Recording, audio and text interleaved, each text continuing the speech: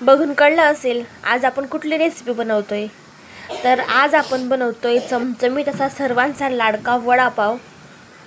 तर असं कुणीच नसेल की ज्यांना वडापाव आवडत नसेल। तर दिसतंय ना छान। चला रेसिपीकडे वळूया। वडापाव बनवण्यासाठी आधी आपण चटणी बनवून घेऊ। त्यासाठी मी लसूण, आलं आणि हिरव्या मिरच्या घेतल्या आहे। हिरव्या मिरच्या ज्या तिखट असतात त्याच घ्यायच्या आहे।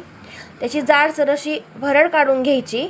नंतर बटाटा छान उकडून कूस करून घ्यायचा, म्हणजे बारीक करून घ्यायचा। तर बटाटा घेताना सुद्धा अगदी कमी स्टार्च आहे असाच बटाटा घ्यायचा आहे। जर तुम्ही गोडसर बटाटा घेतला तर किती वस्तू किती पदार्थ टाकले तरी तुमचा वडापाव छान होणार नाही। म्हणून मेन बटाटा तुमचा चांगला पाहिजे, अगदी त्याला कमी स्टार्च पाहिजे, तो बटाटा गोड नको, त्याचाच वडापाव अगदी छान होतो। तर चटणी बनवण्यासाठी कढईमध्ये मी इथे तेल घेतलं, तेल छान तापवून दिलं, जिरा मोहरी घालून घेतली, अगदी चिमूटभर हिंग घातला। नंतर आपण जी जाडसर पेस्ट तयार करून घेतली होती हिरवी मिरची आलूची ती घालून घेतली, व्यवस्थित अशी परतून घेतली, व्यवस्थित अशी परतून द्यायची आहे। त्याचा पूर्णपणे कच्चापणा घालवायचा आहे आपल्याला आणि नंतरच बाकीचे इन्ग्रेडियंट्स घालायचे आहेत। तर मी इथं 1 चमचाभर हळद घालून घेतली, नंतर थोडासा कढीपत्ता घालून घेतला। तर व्यवस्थित असं छान परतलं गेलं आपल्या सर्व वस्तू की लगेच बटाटा घालून घ्यायचा।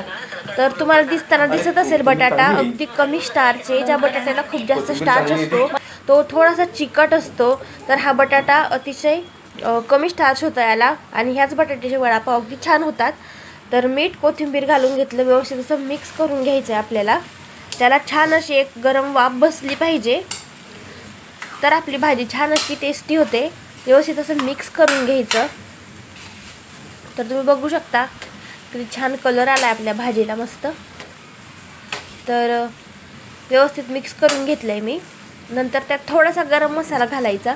तर गरम मसाला ऑप्शनल आहे, जर तुम्हाला आवडत नसेल तुम्ही नाही घातला तरी चालेल, पण थोडासा गरम मसाला घातला की त्याला मस्त असा रिचनेस येतो।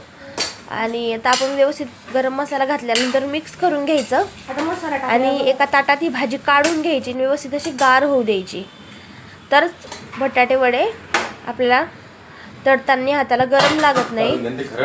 तर ताटामध्ये भाजी काढून घेतली, आपण ती छान गार करून घेऊ।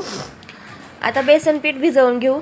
तर मी इथं 2 कप बेसन पीठ घेतले, म्हणजे 250 ml चा जो कप असतो असे 2 कप। मी ज्या कपाने मोजती आहे तो 125 ml चा कप आहे, म्हणून मी इथं 4 कप घेतले इथे। तर एवढ्या बटाट्या वड्यांना एवढं बेसन पीठ पुरेसं होतं काय तुमचं।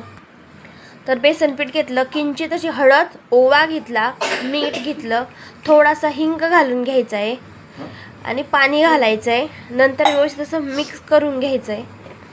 तर खूप जास्त घट्ट ठेवायचे नाही, नाही तर मग वडापाव जे आपलं वरचं जे आवरण असतं ते खायला खूप असं बेसन म्हणजे खूप जास्त लागतं त्याच्यात, त्याच्यामुळे खूप जास्त घट्टसुद्धा भिजवायचं नाही आहे, अगदी पातळसर भिजवायचं आहे। खूप जास्त पातळ पण नाही भिजवायचं जेणेकरून त्याला आवरणच बसणार नाही। तर तुम्हाला बघून कळलं असेल कितपत मी पातळ भिजवलं आहे। नंतर एक छोटा चमचा असतो तितका अर्धा चमचा मी खायचा सोडा घालून घेतला आहे। तर खायचा सोडा घातल्यामुळे जे आवरण असतं बटाट्या वड्याचं ते कुरकुरीत होतं। 1 चमचा तेल घालून घेतलं आहे, म्हणजे पोहे खायचे 2 चमचे आणि 1 टेबलस्पून म्हणजे मोठ्या बड्यापैकी जी पडी असते आपल्या तेलाच्या किटलीमध्ये ती 1 पडी मी इथं तेल घालून घेतलं आहे। आता भाजी आपली छान गार झाली आहे, तर भाजीचे असे मी व्यवस्थित गोळे करून घेतले। तर व्यवस्थित असे गोळे करून घ्यायचे, म्हणजे बटाटे वडे अगदी फास्ट तळता येतात आपल्याला। नंतर कढईमध्ये तेल घालून घ्यायचं।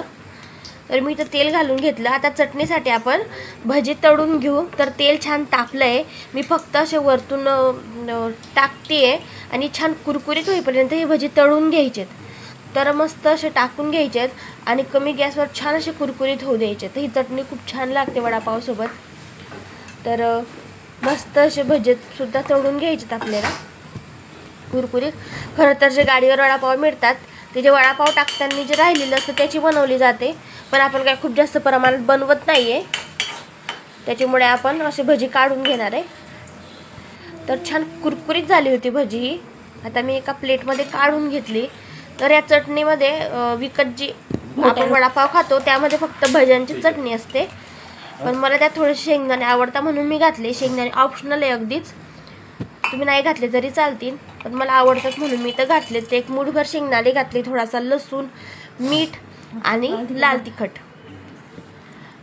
याची जाडसर अशी चटणी वाटून घ्यायची, म्हणजे मिक्सर 1-2दा फिरवून बंद करायचं, म्हणजे जाडसरशी चटणी छान वाटल्या जाते. आता तेल छान तापलंय.